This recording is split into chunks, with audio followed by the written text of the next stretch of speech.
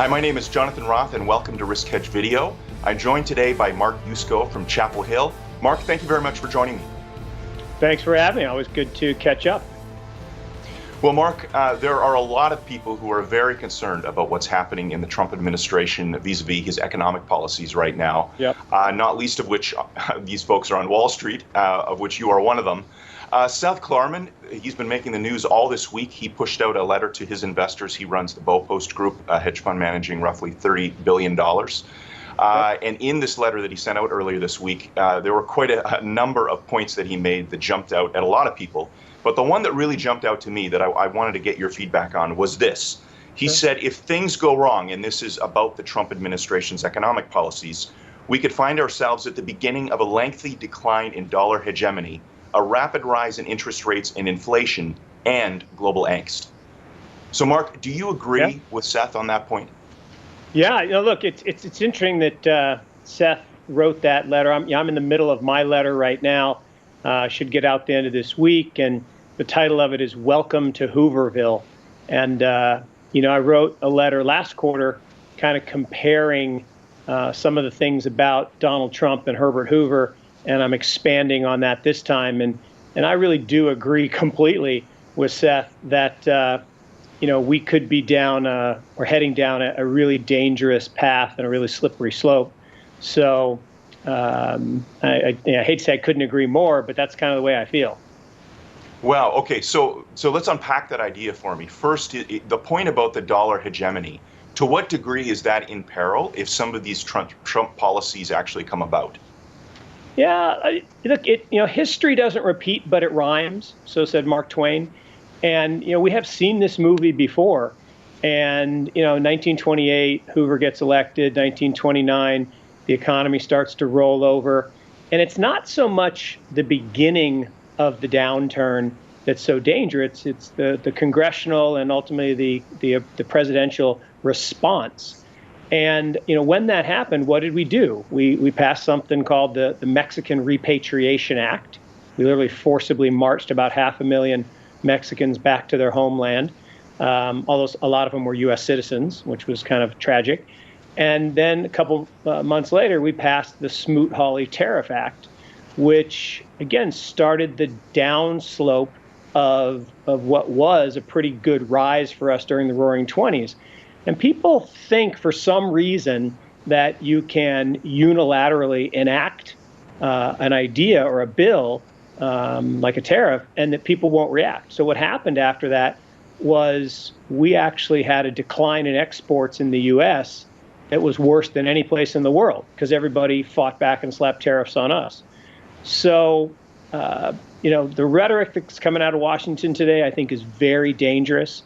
I think it will have very deleterious side effects. And look, I'm in the camp, which is the minority today, that, look, I already think we're on the slope down with the dollar. I think we've been declining since '71.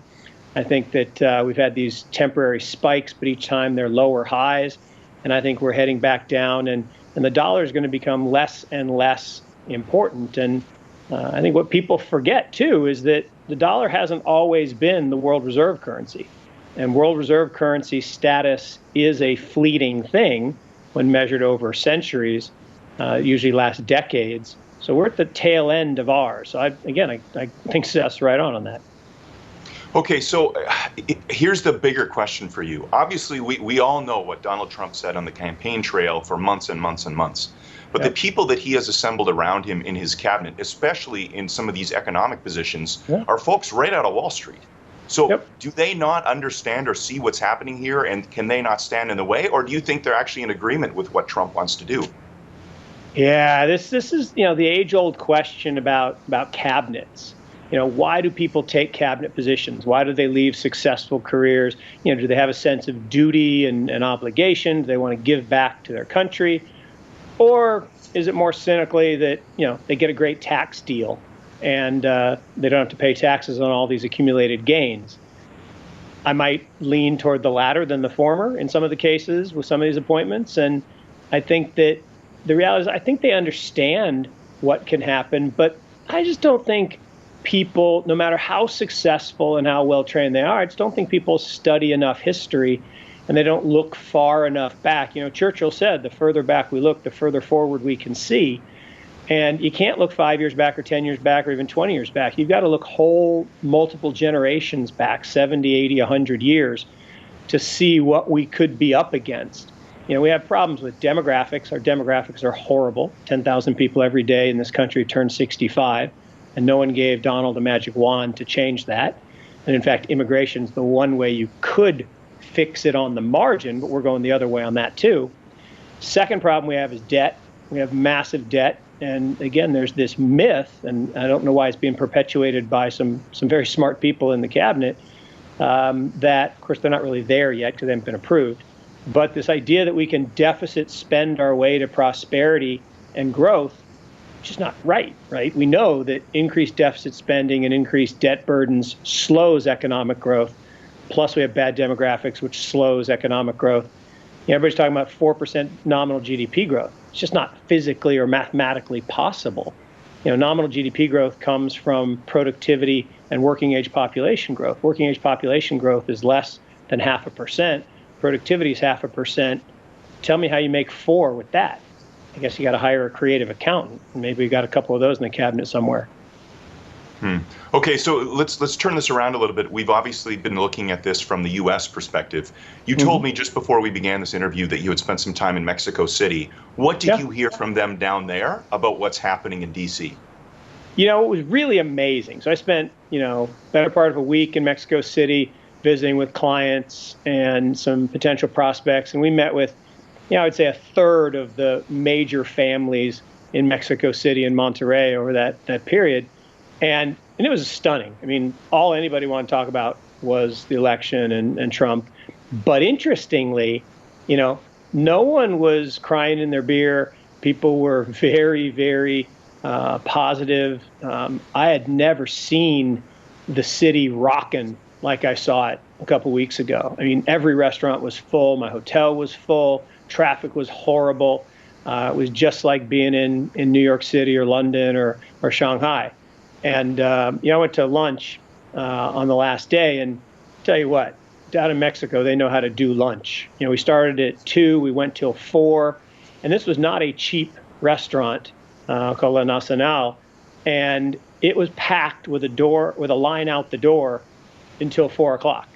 So there's a lot of wealth. There's a lot of people looking at ways to move their business away from the U.S. and toward other places like China. And, I think this is going to backfire, personally, after spending time with, some very smart, very talented families. I think they're not just going to, lie down and let the U.S. push them around. I think they're going to take matters in their own hands and do some interesting stuff. I'm actually pretty bullish on Mexico right now.